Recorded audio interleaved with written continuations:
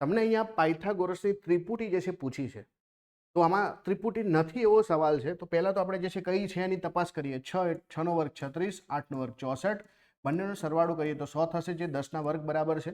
તો આ તો ત્રિપુટી છે.